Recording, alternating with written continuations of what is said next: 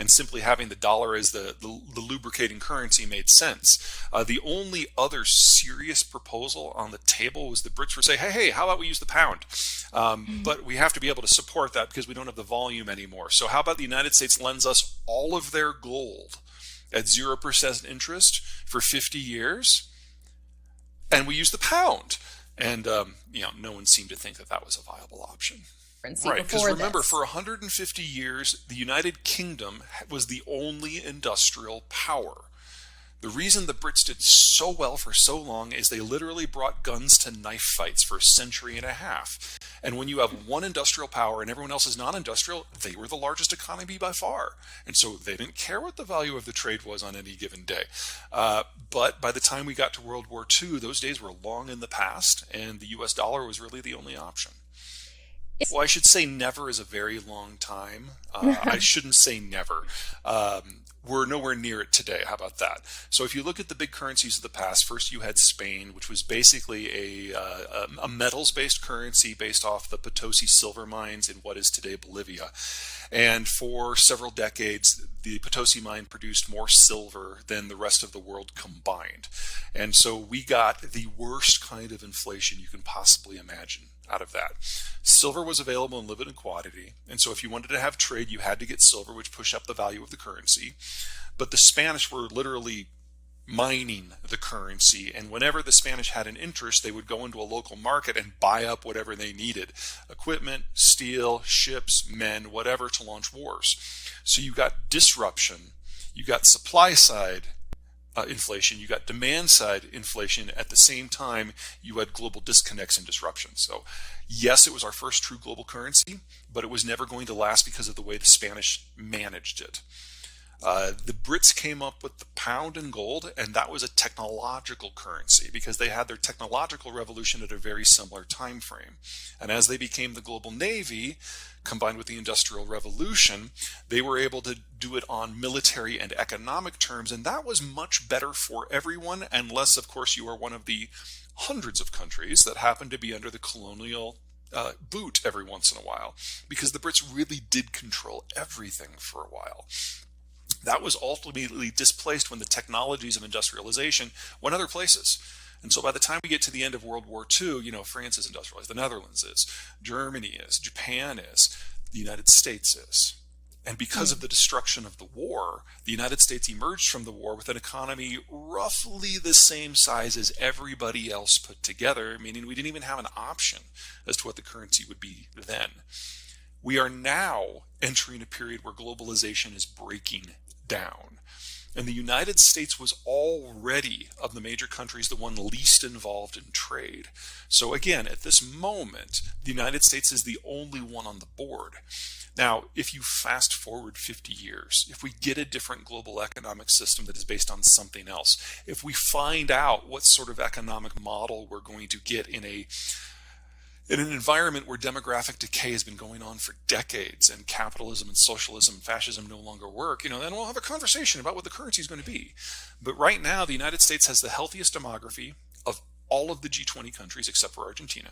It's the largest economy by far. It's the least involved in international trade. And it has rule of law. So you might not like the United States for this, that, or the other reason. But from a mechanical point of view of what makes a good currency, no one else even scratches one of those categories, much less all three. What you seem to be describing is the dollar with another name. Yeah, basically. Yeah, sure.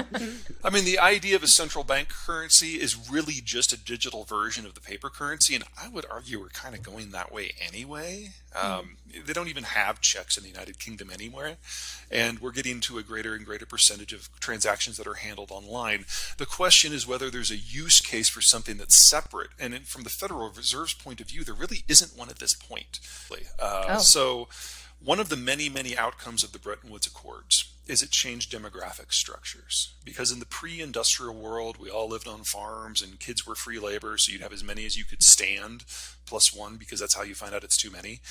But as we urbanized and industrialized and started taking industrial jobs, and we moved into towns where kids become really expensive conversation pieces. So we went from, on average around the world, having 7 of them, today having less than 2. And as that happened, the demographic structure of the world shifted.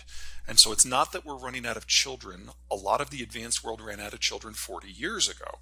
This decade, most of the advanced world runs out of working age adults, with the Germans and the Koreans and the Italians and the Chinese and the Japanese furthest along.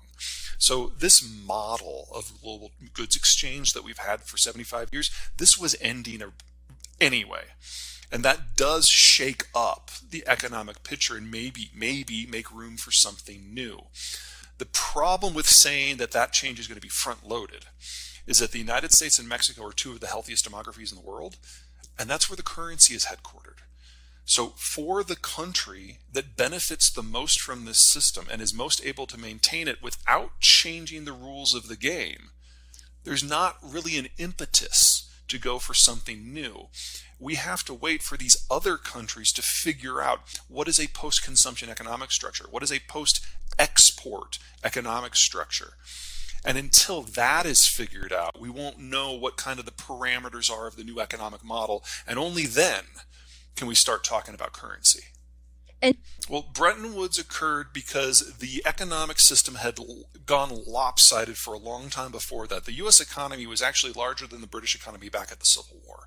And by the time we got to the end of World War II, or by the time we got to 1939, it was bigger than France and Britain and Russia and Germany combined. And then the war smashed all of those. So it was really just admitting the obvious at that point. We never had a fight between the Brits and the Americans over the system.